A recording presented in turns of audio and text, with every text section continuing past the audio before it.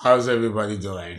Okay, we are going to jump right in and do part two of Sagittarius and Cancer because it's a lot and it's quite a combination. Let me tell you. Okay, um, I had mentioned in part one that it's very important to really understand not just the uh, the sign and the nature of the sign, but also the element, if it's earth, fire, water, or air. Now, one thing that I didn't mention that I think is worth mentioning is that you could have a Cancer person, right, who has a lot of fire. So just because you're a water sign or you're born a water sign doesn't mean that you may have an emphasis of that water element, despite the fact that you're born a water sign.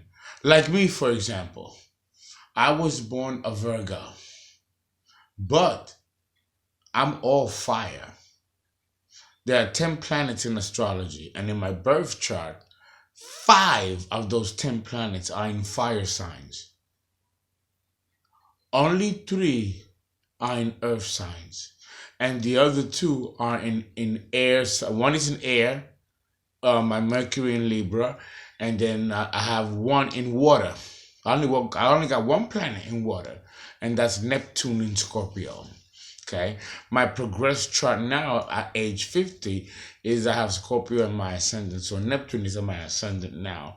Everyone's birth chart moves forward, it never stays stagnant. So when I do birth charts of people, not only do I look at the birth chart of their nativity when they're born, but also where they're at their current age and how far the chart has progressed, and that creates new aspects and can create another direction, a new direction. You never know.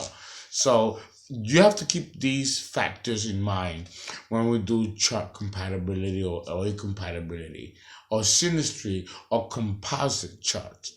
All what I'm doing here is no different than synastry astrology or composite charts astrology, where we do couples. It just so happens that my expertise in astrology is relationships. My rising sign is Libra, and I have a lot of Libra in me. So of course I'm gonna be that type of astrologer, And being a man that can who has had experiences with both sexes, that also gives me an extra window of perception and insight that I can add to my practice.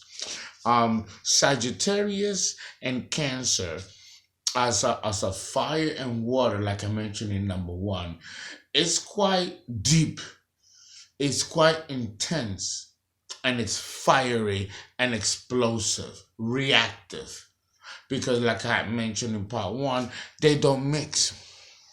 They don't mix. But that doesn't mean sometimes when something is not as compatible or as as harmonious, sometimes that works better. Sometimes that works better. Like with Virgo Aries that we have mentioned. Very unlikely combination, true, but they do share in mythology. So therefore, there is a potential for something like that to work as a hero and a healer, a rescuer and the redeemer. With Cancer and Sagittarius, one has to be the hero. One has to be in charge. The other one has to be submissive. And the other one has to listen while one follows. Now, what I have mentioned in Virgo Aries is that you're dealing with a earth and fire, but you're also dealing with a cardinal sign and a mutable sign. Aries is cardinal, Virgo is mutable. And I have mentioned in that video which one is more stronger, which one is the boss, which one takes control or lead. Because there's always one that takes control or lead. And that would be Virgo for that example in that video, even though Virgo is not a cardinal sign. But Virgo pays attention to detail, and Virgo can iron out the details and flat out the minutia, which Aries drops and fails to, give heedance to. So the same thing with Sagittarius and Cancer. Again, we have a situation where we have a cardinal sign and a mutable sign, cardinal water and mutable fire. Who will be in charge in this instance? Will it be Cancer or will it be Sagittarius?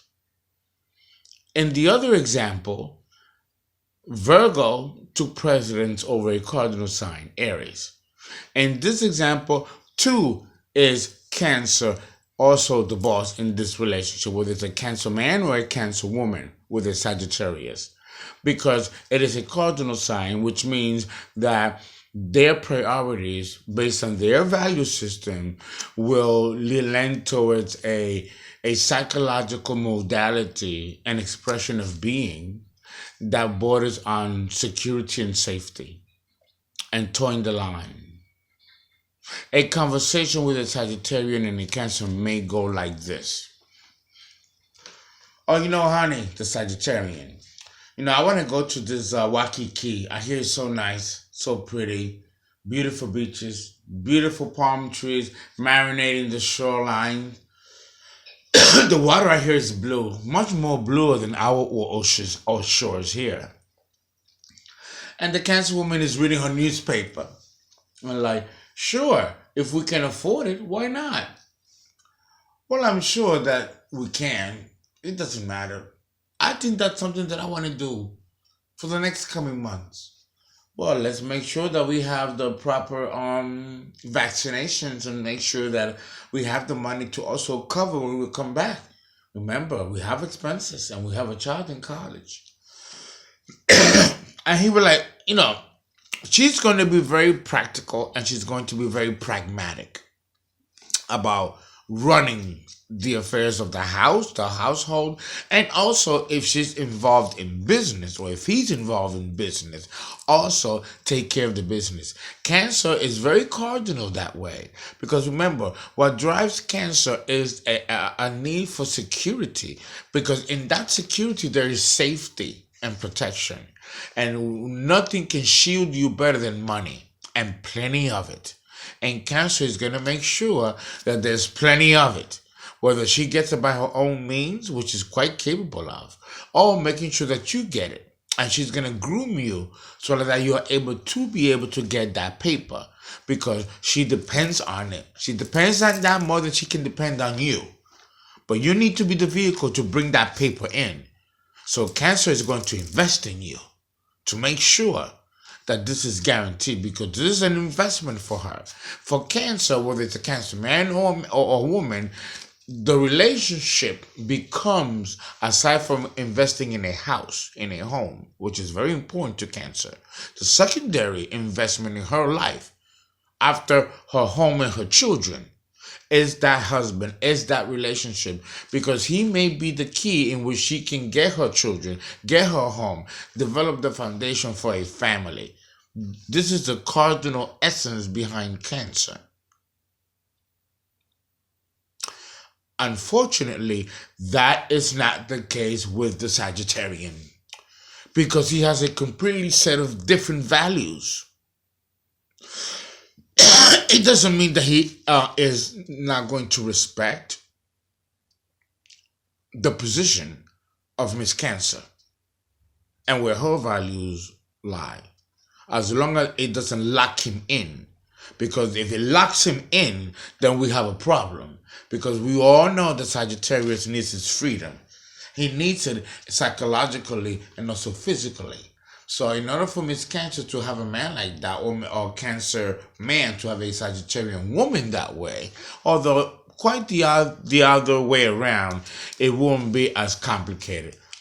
The Sagittarian female in this instance would sacrifice for the Cancer man, knowing full well that she's far more capable than he can ever dream to be. But It's a card that she holds in her pocket. Should the relationship go sour, she can bounce back. Remember, this bitch is ruled by Jupiter, so she's always going to land on her feet. Cancer eventually will, because it's cardinal, but it'll have a few scars along the way. And that can make all the difference between having a bitter crone, old crone, like the mythology of Cancer. Okay, you have the maiden, the whore, and then the crone, the old crone, So that's what generates an old crone, is these types of scars and emotional traumas and disappointments in her love life and in her personal life, and also that of her children. So the Cancer psyche is extremely delicate towards the fabric and breach of values concerning family. And the Sagittarian man or woman that's dealing with a Cancer man or woman is going to have to pay attention and tread very carefully. If this is someone that the Sagittarian wants to formulate a relationship with, then it has to be in this way. It has to be where the emotional vicissitudes of the Cancer woman or Cancer man is taken under consideration. And she's not going to hand it to you either, or he. You're going to have to study and learn and be involved in interpersonal communicating with this person. And the Sagittarian could but be so patient and be but so tolerant, because remember, he's very broad and universally conscious. He's the beginning impulse which culminates in Aquarius, the group consciousness and the group mind, seeking people of other cultures and races and trying to connect socially your own value system from where you come from with that of foreigners and others. That's Sagittarius. It begins there and it culminates in Aquarius. Complete detachment of one's own race, culture, race, family, and merging with those of others. And then you have Pisces, which is the total dissolution of it all. And then it's the snake biting its tail, and then the process of evolution and involution reoccurs all over again, usually in another incarnation, in another lifetime, because the human cycle and the human continuity continues way beyond this lifetime. And the reason why we occultists believe that this is so is so that we can learn every aspect of each other through the process of relating, through the process of the human condition. The human conditions requires that we communicate and interrelate with each other, both impersonally and interpersonally, because that gives us a holistic picture of the entire human family, intellectually and philosophically in its scope. And that can lead us towards closer to the truth as to who we are and where we come from and how are we a reflection of God. These things begin in Sagittarius. Cancer already has these mysteries, already knows it. She may not know as far as personality and ego be up in your face consciously, but the soul of Cancer already understands and knows these foundational mysteries. While Sagittarius is too busy stumbling and discovering them, Cancer has a very quiet, like the Mona Lisa, a wry smile, silent wisdom, knowing that, oh, I've been there, done that, baby. Okay, so I'm going to watch you stumble and wink. And I'll be here when you get to bite that snake's tail and realize that it's all one and one is all and it's all relative. And it's really about the experience that we are here to take with us and learn. Nothing else. Everything else are just distractions and vehicles. But the true concept of the lesson that could be learned being with a Sagittarian and a Cancer is that of transcendental truth, which has nothing to do with intellect, but has to do with the actual experience of each other. But that's kind of pretty altruistic and pretty ambitious. To be quite more realistic, there are still certain personality dynamics that, if you're not on the psychological bent, will require that you know a couple of things if you're going to deal with a Sagittarian. Okay? And vice versa. He dealing with, a Cancer, because, Cancer is not off the hook.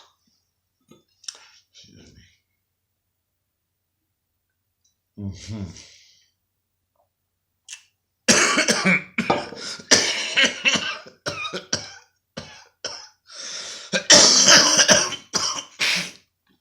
Went down the wrong pipe.